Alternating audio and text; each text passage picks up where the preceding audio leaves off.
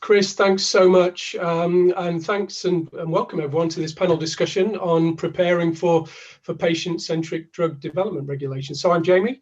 I'm actually speaking to you today from just outside London in the UK, which is the spiritual home of National Health Service England. And the NHS, the National Health Service, has a mantra of shared decision-making between patients and physicians.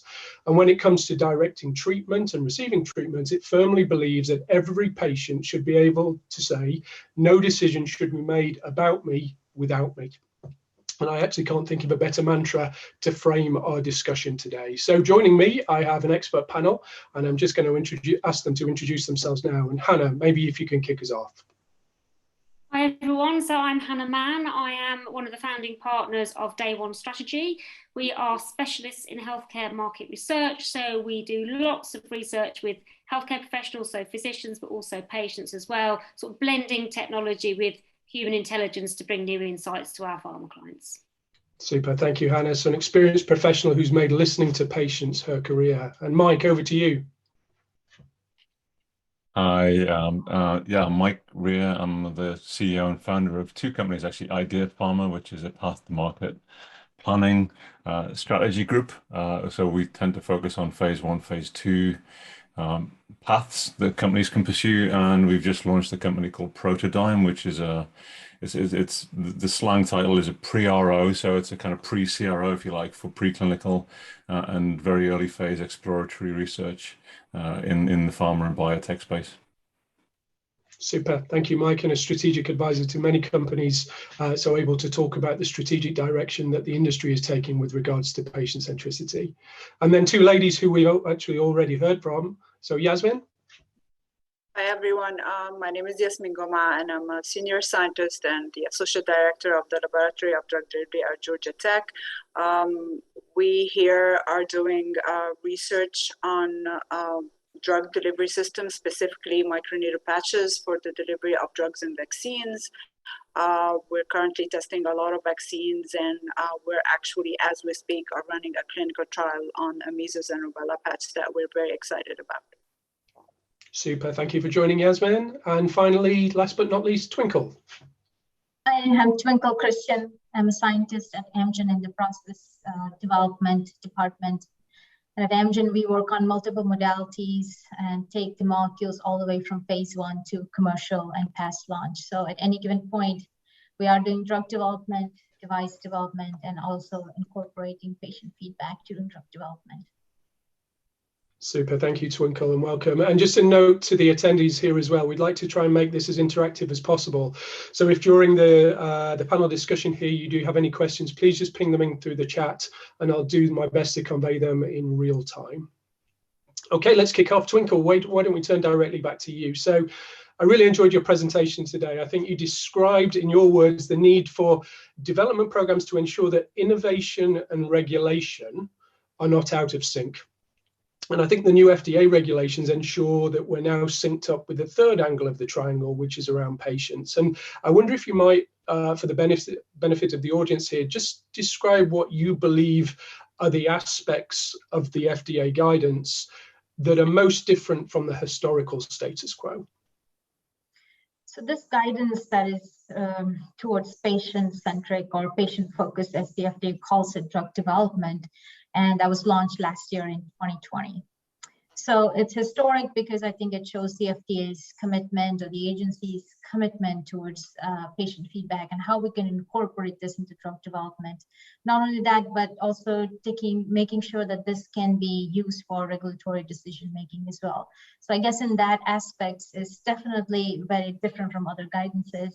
And I think this really gives patients a voice, and where the industry, the regulatory agency, and patients can all come together for eventually a great, safe, and efficacious drug for the patient. So it's opening up a dialogue really for the patients, I think, and that's really good. Got it. And it's about listening, I guess. How, in your view, can teams readily listen to the patient perspective as a part of clinical trial design? So I think there are multiple ways to do it. There's an informal way where you can have a conversation, or you can provide your feedback to the lead investigator, and which eventually comes back to the company, of course, or the drug sponsor. Then the company can also have formal surveys that can be provided to the patients, where they can provide exactly how they felt for the treatment. Did they like the experience? Will they change something? So, and from the company side, or from a process development scientist who's involved in drug development, I guess from our side, from a drug sponsor side, getting in touch with your clinical teams, I think is going to be important, because they act as liaisons, because they are working with the clinical sites directly. So basically communication internally, but on the external part, communicating with the patients and the clinical investigator will be really important. Got it. So an ongoing internal dialogue with the internal teams there to ensure it's listened to.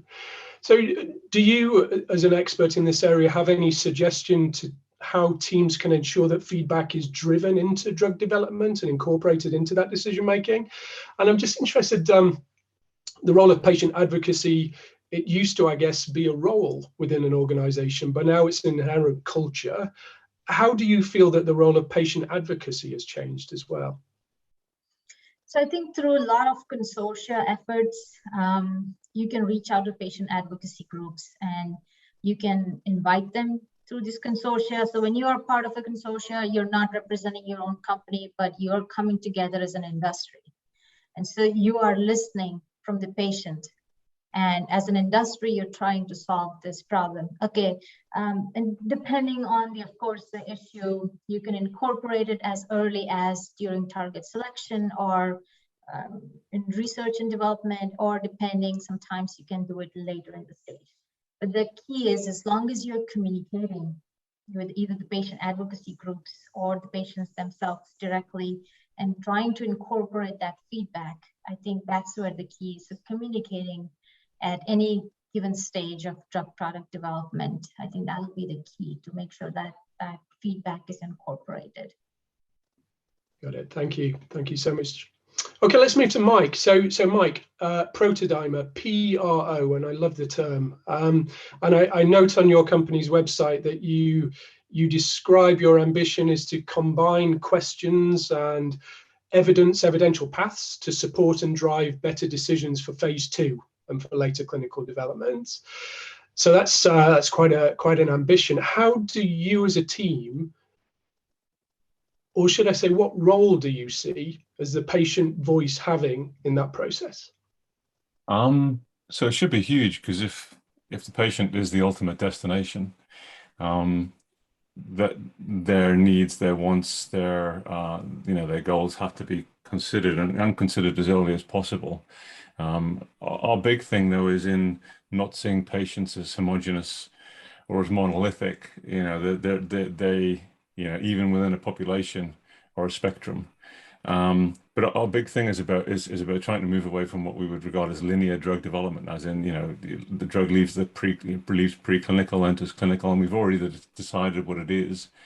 And then everything from that point onwards is studying it as one of those. So let's say it's an MS drug. We want to maybe listen to patients and see what endpoints we should put in the study.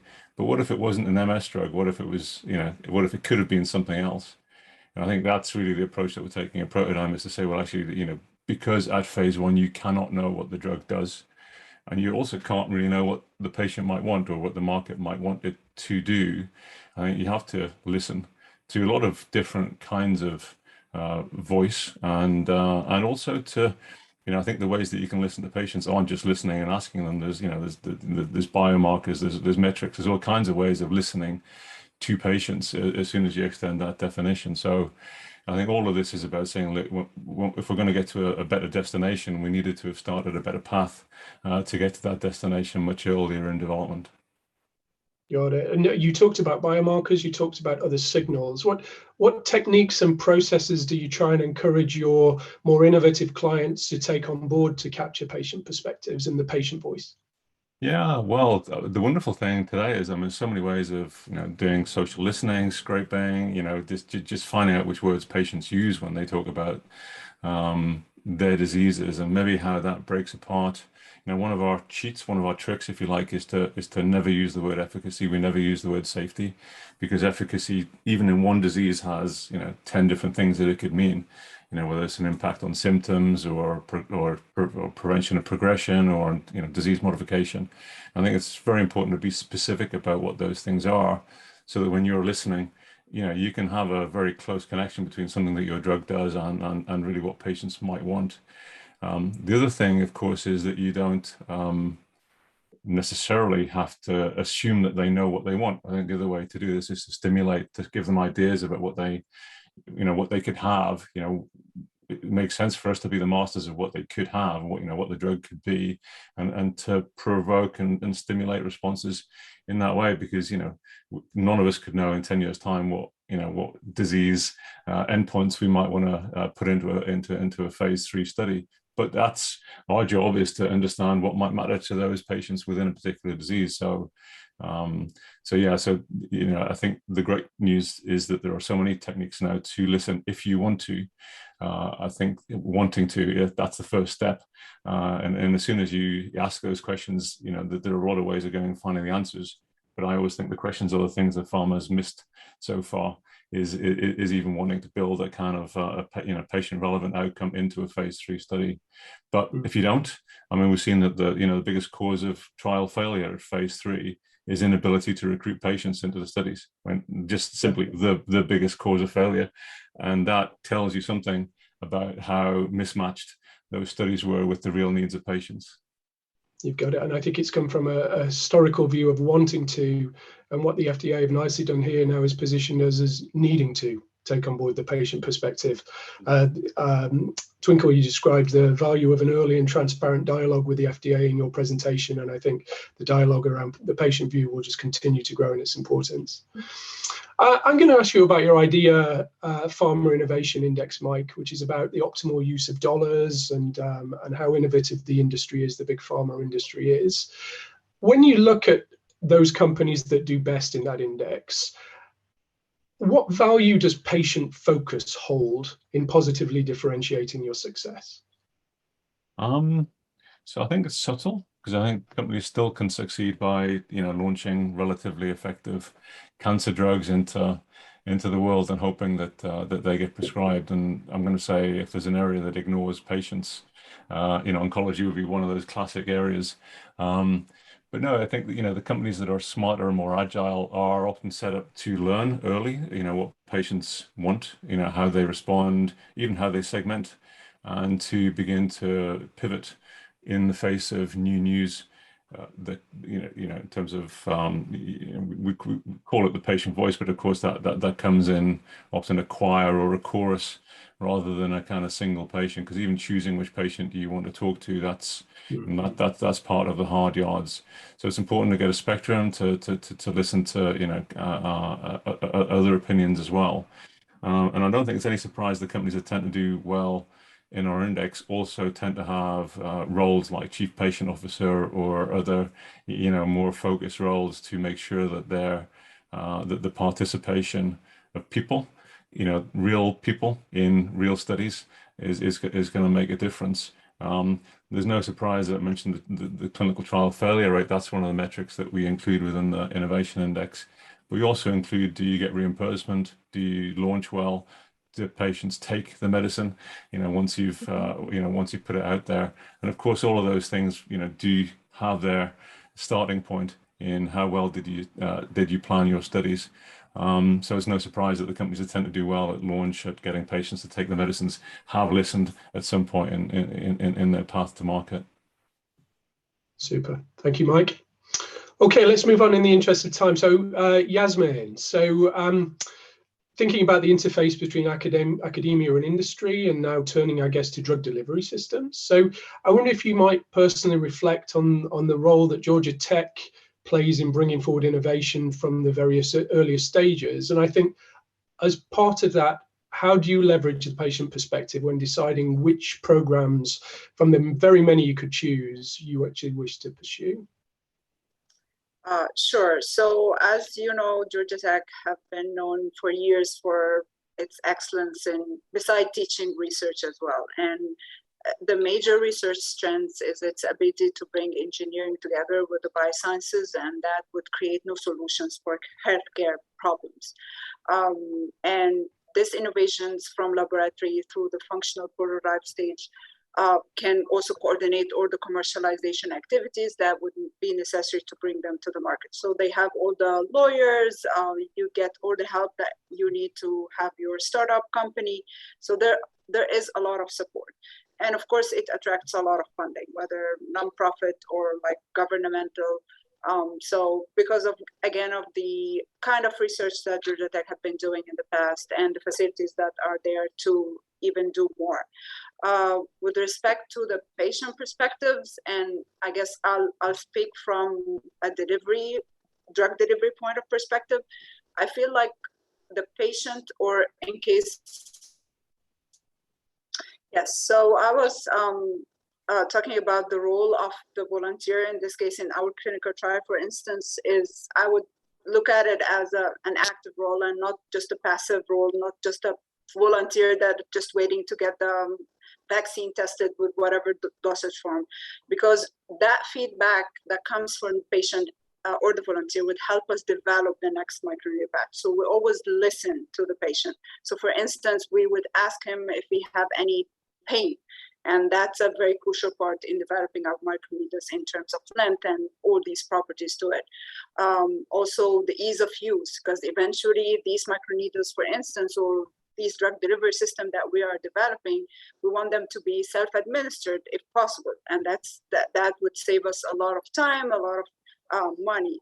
So we want to listen if that's easy, how can we make it even better, if they would need to see some indication of successful delivery of the vaccine, because these were actually some of the feedbacks that came from the volunteers. And these what are actually driving the research that we are doing right now. Is we're working on systems and we're working on applicators that would help the patient or the volunteer make sure that he delivered the vaccine or the drug or whatever is like coated or delivered with a microneedle patch. So I would look to the patient as a crucial part in our research here. We listen to everything, and we always have questionnaires, preclinical and clinical, to understand the acceptance, because otherwise there's no point of having a new drug delivery system. Otherwise injections should be fine, but there should be a benefit here. So this is why we listen a lot to our patients. Got it. And there has to be that benefit, right? So what would you say, looking at the work that you're doing, but also the exceptional work you see from the environment around you, can you share what you think are examples, maybe one or two examples of what a real true patient-centric drug delivery system is in your eyes? And what are those attributes that make it patient-centric? I would say first the ease of use. So if we have a drug delivery system that the patient can easily use, I would say this is a very good model.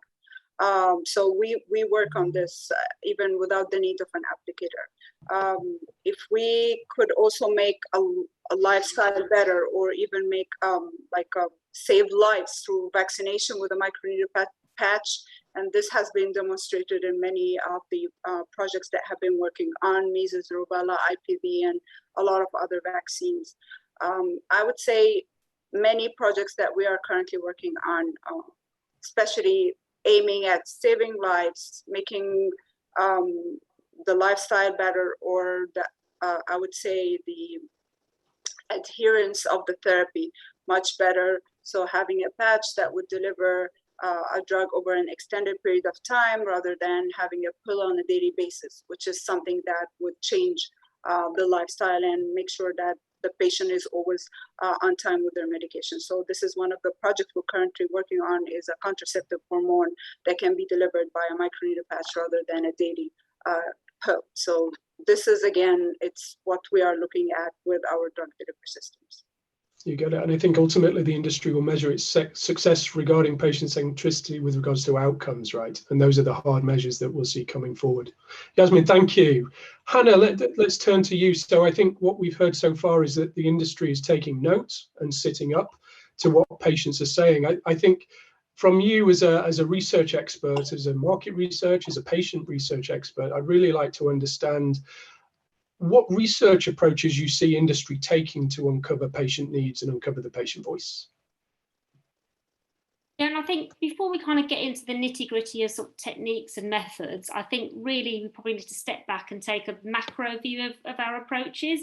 And I think there are sort of three things really we need to think about. And I think Mike has already actually alluded to my first point, which is we probably shouldn't see patients as patients, but actually as people. They aren't a homogenous group, as Mike sort of talked about.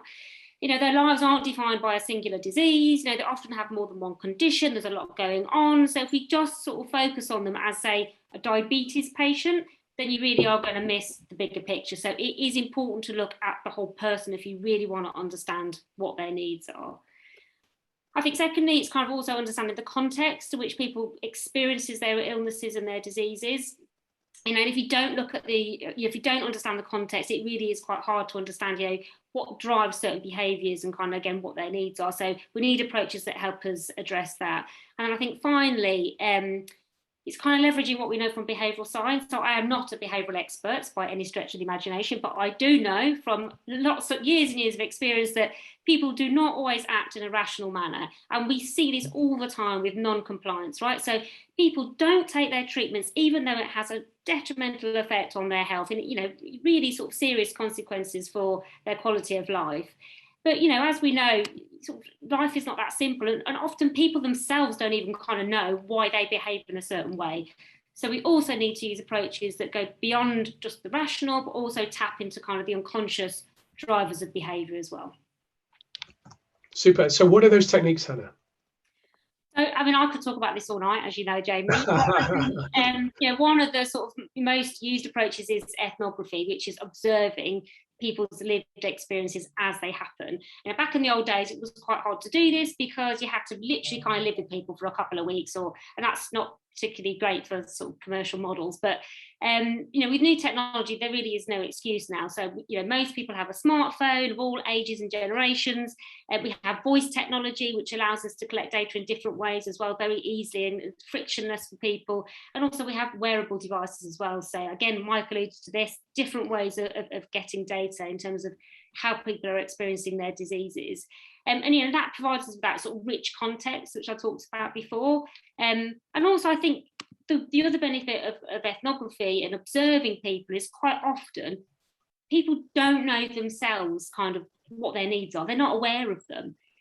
So by observing them, you can kind of see that for yourself, and you can interpret themselves to perhaps how they're adjusting their lives to accommodate a condition or an illness, but they're perhaps not even noticing that themselves. So, you know, ethnography is great, and it is, you know, the perfect tool really for putting yourself in the shoes of a patient. So just a couple of other things, if you want me to sort of, do you want me to mention? Please, yeah. So I think, you know, we can do things more sort of longitudinal approaches as well. So that could be online communities. And, you know, this is sort of engaging with patients over perhaps a longer period of time. So could be a week, 2 weeks, but it could also be 6 months, a year. And, you know, we often work with clients in this way because, you know, they have a long series of questions. It's not just one lot of questions and that's it, but, you know, they need a panel there, or like an advisory board really, so they can go to these patients and have a continuous dialogue with them to kind of feed the voice of the customer into the work that they're doing. So yeah, I mean, okay, so I could go on all night if you wanted me to, but maybe I should. Some of those panel communities, as Twinkle described earlier, could actually be patient groups, right? So it could be a coordinated group that we go to get the answer from them or to get insights from them. Very quickly, Hannah, what's the best patient insight you ever uncovered? Oh, this is probably the longest answer. I'm going to have to be brief. Okay, so obviously, I mean, it's difficult because we can't share stuff that's confidential, but I'll never forget a project that we did where it was in diabetes, and we were asked to recruit well-controlled patients. So off we went. It was ethnography. The video came back, and we got this French farmer, and he's sort of stumbling incoherently across the field, and he's swearing and cursing and talking about his shoes. And we're like, what's going on? And then he kind of collapses on the floor.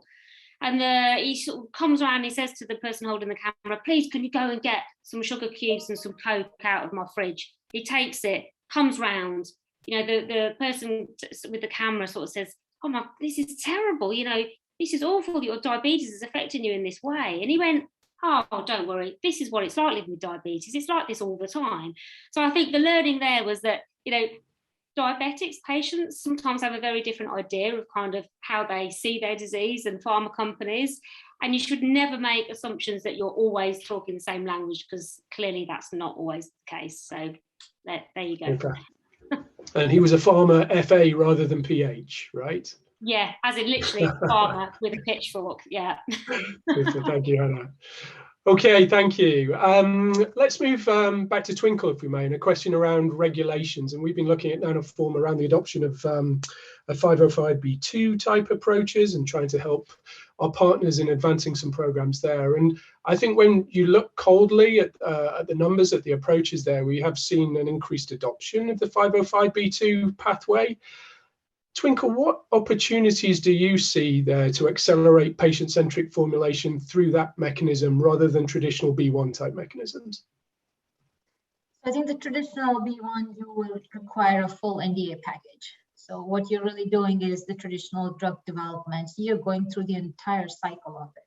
When you come to the 505(b)(2), you have the option to leverage data that's already out there.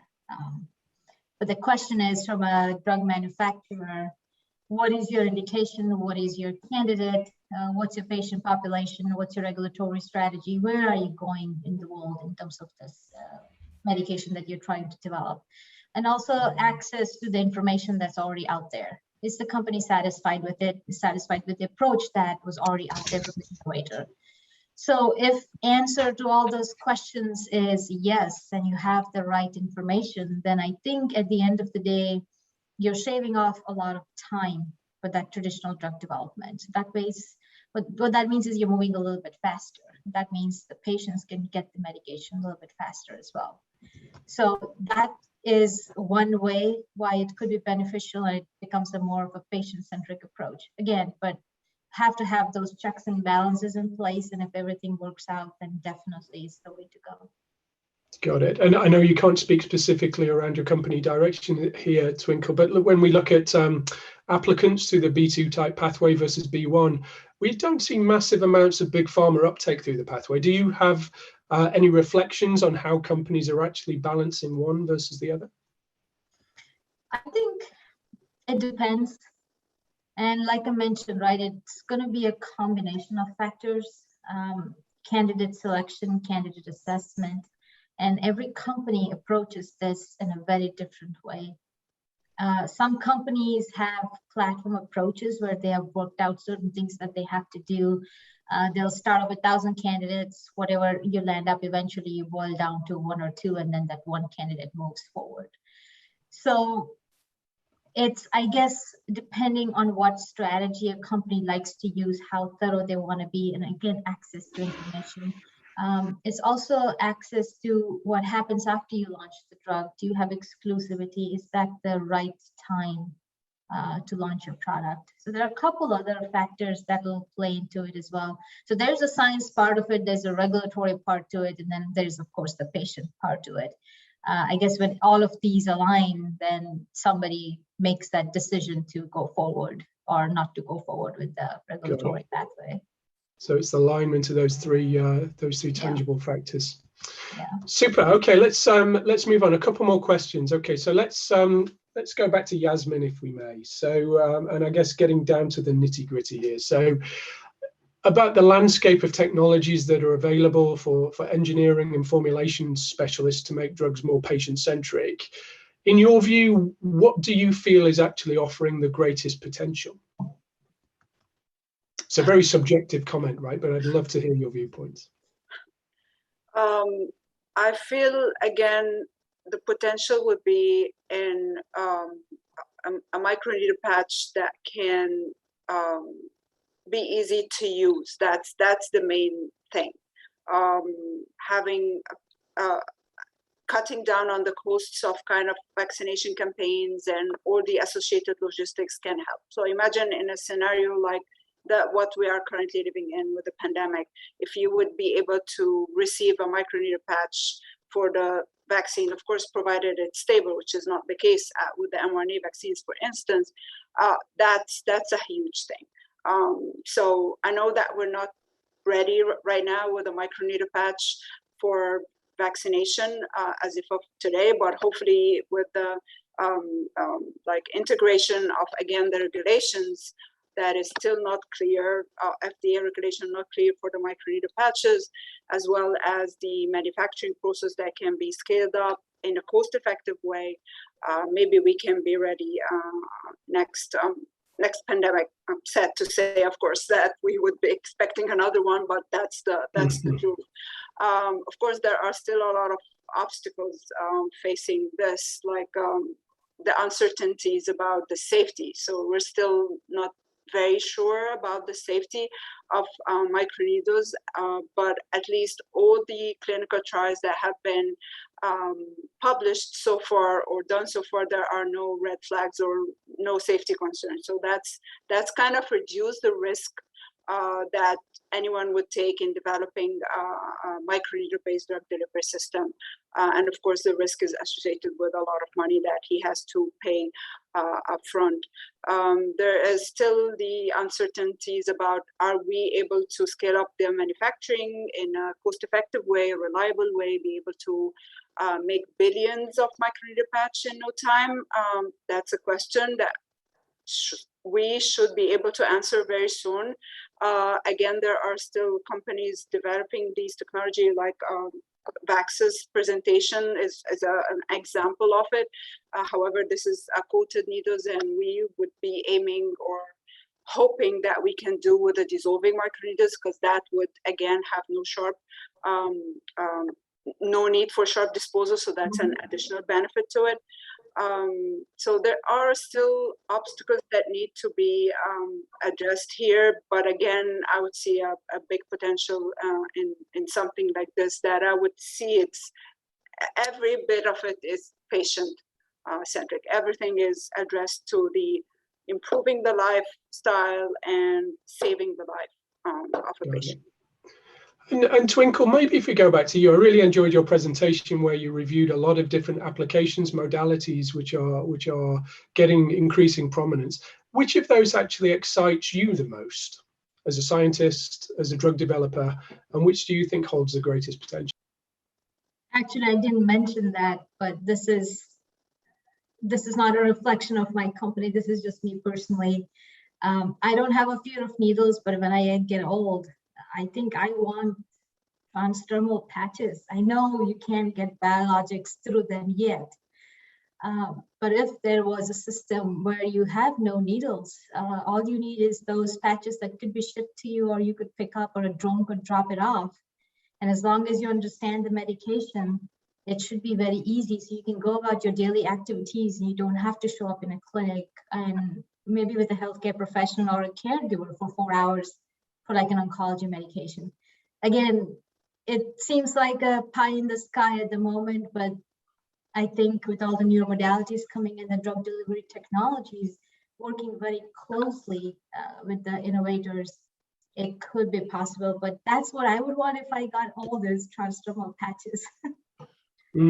And I think it's the interface of modalities, isn't it? It's transdermal and biologics, Yes. it's nanoparticles and 3D printing. I know we're particularly excited about the relationship we have with Aprecia, and I think increasingly it's going to mash together, and I think real value will come at the interfaces of those. Hannah, we've got a question from the audience, and I'm going to ask this to you. So, and it's about foresight. Okay, so listening to patients is clearly key, but do they always know what they want? Okay, so Amazon delivery is widely used, but many before it was introduced, people didn't really think they needed it. So with that in mind, how can drug developers see beyond the known horizon? How can they have a crystal ball? Yeah, well, we'd all like a crystal ball, obviously, but no, I think that's right. That is true. And I think that's very much down to the interpretation of what we see and hear from patients in our research. So they can, sometimes they can tell us what they want, but often, as I said before, they don't often know themselves. And I think it's from things like the observation that we talked about, where we can perhaps, observe how they're behaving, how they're adjusting their lives. And from that, we can interpret perhaps what their future needs might be or what would help them in their lives. So I think that's one way of doing it. But I mean, you know, and it is difficult and it's a challenge. And I think that's part of the skills of being a researcher, you know, listening to what people tell you, but not just taking it as read as that's exactly what they want, but using that as a springboard to think, okay, well, what does this mean? And what could this, you know, how could this be used in the future for drug development? So, yeah, I mean, obviously a crystal ball would be great. They certainly are. I wish I had one. Okay, let's turn finally to Mike. And I just hugely advocate that anybody on the audience, if they haven't signed up already, to sign up to the Idea Pharma blog, which is incredibly thought-provoking in terms of how the industry makes, develops medicines, reformulates, adds patient value. And Mike, when I read from your blogs, you talk about asymmetric learning, right? And how some people do this significantly better than others. So how can the concepts of asymmetric learning best be used to improve patient-centric drug design? It's a great question, and you know, just to quickly define asymmetric learning, it actually came from that question we asked a long time ago of if you gave the same drug to two different companies, would one be more successful than the other? And I think everyone knew the answer to that was yes, they're not going to be equally successful. So we were interested in why. And as it turns out, you know, the difference is in learning, in your ability to learn. So this asymmetry that exists between, you know, people who are in a competitive environment is really important. And I think that question that you just posed to Hannah is this perfect example of how quickly Amazon learn as an organization versus their competition, and pivot and then go on. But you need to be ready to learn. You need to be exploratory. You need to have a range of approaches early in order to learn. And that's our kind of big pitch, which is, you know, people should be exploring first.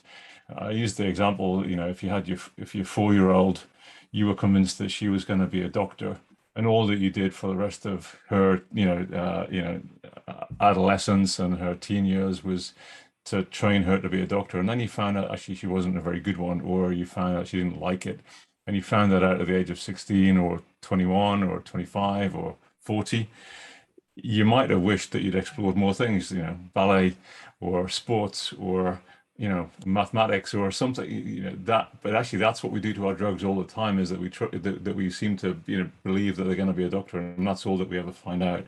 So this idea of asymmetric learning is, how are you going to learn faster and better? What the real opportunity is, and you know, if you go back to that definition of opportunity, this is, you know, where can you make the biggest difference to patients in the future? That's one thing to find out, and also, is your drug going to be the best at it, and how can you connect those dots?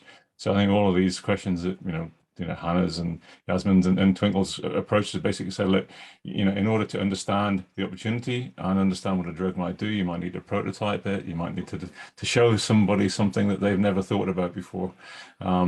This is all a process of learning. And we tend to talk about, you know, the molecule that leaves the lab and the molecule that you launch. They're the same molecule. All that separates those two things is what you learn, and that fundamentally for us is really why that, you know, learning is a superpower for organizations going forwards. Learning is a superpower. What a brilliant way to end the session. So I think it's been a really insightful walk today through understanding the regulations and how they've actually differed since last year, or since the previous, before 2020, should I say, understanding how industry is applying new strategies to accept them, to use them, how we can use research to actually better understand them, and as Mike said, how we can actually learn from them and ensure that we can behave in different ways. So with a huge thank you to my panelists, to Yasmin, to Twinkle, to Hannah, and to Mike, I'm going to pass back to Chris now for some closing comments.